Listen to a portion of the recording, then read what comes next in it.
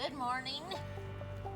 This is Melissa, and I'm out here in the flower bed where we planted a trumpet vine back in the springtime, and we were hoping it would grow, but trumpet vines for us seems to take at least a year before they get going good.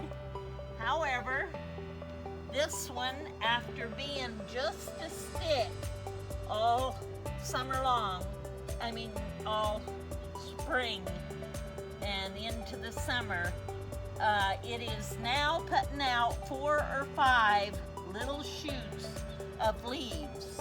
So it is alive, it is growing, and next year it ought to do good.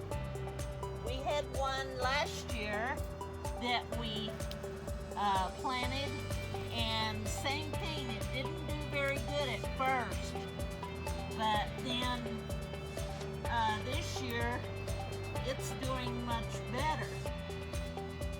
This over here is our trumpet vine that we planted last year. Although it didn't flower, and that it has grown from what it was, because it started out like that, and it's growing, it's putting out leaves, and eventually, hopefully this next year, it will be doing something besides leaves.